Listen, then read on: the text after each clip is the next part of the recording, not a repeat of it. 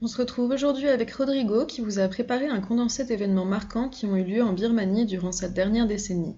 Sans avoir la prétention d'être exhaustive, cette chronique se penche sur des dates importantes qui ont mené à la crise actuelle.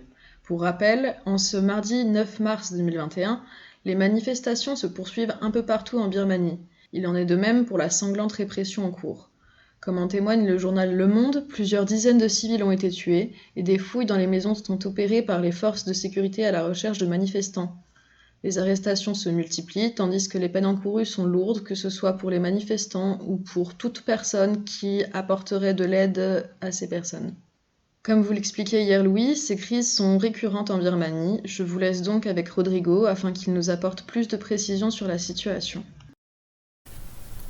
Pour donner suite à la chronique de Louis qui traite l'évolution historique de la Birmanie de son indépendance jusqu'en 2008, je vais traiter dans ma partie l'évolution de la Birmanie de 2008 jusqu'aux troubles récents liés au coup d'État.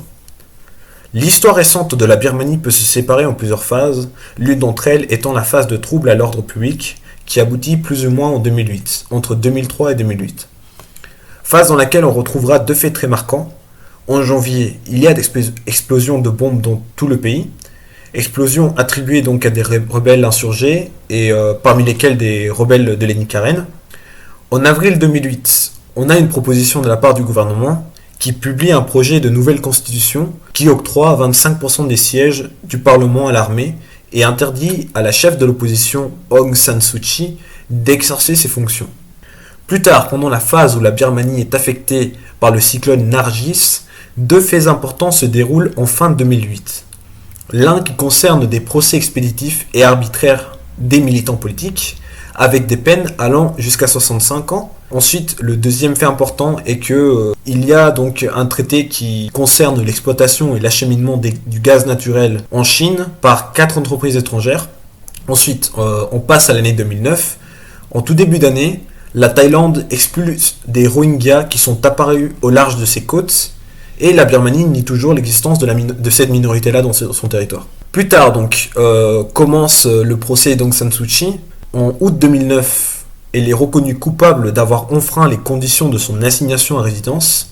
Une année plus tard, en 2010, des lois électorales sont adoptées. Et en octobre donc, de cette année, le gouvernement change de drapeau, d'hymne national et de nom, passant de Birmanie ou Burma, qui était le nom colonial, à Myanmar.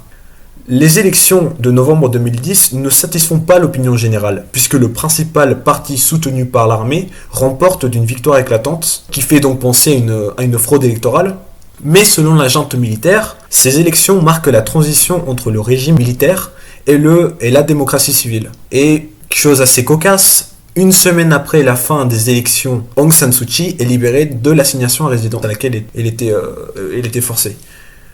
Pendant l'année 2011, qui est marquée par la libération des prisonniers politiques en octobre et la suspension de la construction d'un barrage financé par la Chine en septembre. En novembre de cette année-là, Aung San Suu Kyi affirme qu'elle se présentera aux élections parlementaires et que par conséquent, son parti rejoindra le processus électoral.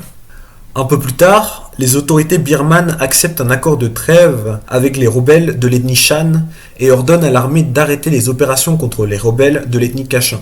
En janvier 2012, le gouvernement signe un cessez-le-feu avec les rebelles du groupe ethnique Karen. En avril 2012, les candidats de la NLD raflent les sièges lors des élections parlementaires partielles et Aung San Suu Kyi est élue. Dans les mois qui suivent, la Birmanie recevra la visite du Premier ministre indien Manmohan Singh et une commission est créée pour enquêter sur les violences entre les Rakhine et les Rohingyas. Et ensuite, le leader des manifestations étudiantes de 1988, Mo Tse-tung, revient d'exil. En 2013, qui voit le début d'un dialogue entre les Kachins et le gouvernement, à la suite donc de l'encerclement de la ville d'Aisa par les forces gouvernementales. Cette année-là, elle voit également la disparition du monopole d'État sur la presse puisque 4 journaux privés font apparition. Entre avril 2014 et février 2015, des troubles entre l'ethnie Kachin puis des séparatistes du Kokang avec l'État refont surface. Le gouvernement retire le droit de vote temporaire des Rohingyas musulmans avant le référendum constitutionnel proposé à la suite des manifestations de rue des bouddhistes. En mars 2015, des espoirs de paix refont surface puisque le gouvernement signe un projet d'accord de cessez-le-feu avec 16 groupes rebelles. Mais il y a donc une nouvelle crise migratoire qui concerne les Rohingyas. Et entre juillet et août, il y a une crise liée à des inondations qui déplacent 1 million de personnes. En novembre 2015, la NLD remporte suffisamment de sièges aux élections législatives pour former un gouvernement. Dans l'année 2017, est lancée encore une énième enquête concernant les troubles avec les Rohingyas. Cette fois-ci, c'est une enquête menée par le Conseil des droits de l'homme et des Nations Unies. Un nouvel exode forcé sur les Rohingyas qui commence à la suite d'une attaque des postes de police par des militants Rohingyas en août. Et donc les Rohingyas, ils abandonnent leur terre par crainte de représailles. Et un peu plus tard, en octobre 2017, le nombre de Rohingyas qui ont fui l'action militaire de l'État de Rakhine est estimé à 1 million. En 2018, un rapport de l'ONU publié en août accuse les chefs militaires du Myanmar d'avoir commis des génocides, des crimes de guerre et des crimes contre l'humanité contre des musulmans Rohingyas, appelant à ce que 6 généraux soient jugés par la Cour pénale internationale. Il accuse également Aung San Suu Kyi de ne pas avoir empêché la violence. Le Myanmar rejette ces conclusions-là. Un mois plus tard, les 2 journalistes à Reuters sont condamnés à 7 ans de prison pour avoir enfreint les lois sur le secret d'État. Ils affirment avoir été piégés par la police et associent l'affaire à leur reportage sur les violences de l'armée contre les Rohingyas. Et donc le fait le plus récent, qui sera évoqué plus tard dans la chronique de notre camarade, est que donc en février 2021, la NLD bat les candidats pro-militaires aux élections législatives de novembre. Et donc cela incite l'armée à alléguer la fraude électorale et à renverser le gouvernement. Le chef de l'armée, Min Aung Hlaing, prend donc le relais pour une période d'1 an. Merci Rodrigo pour cette liste de points clés.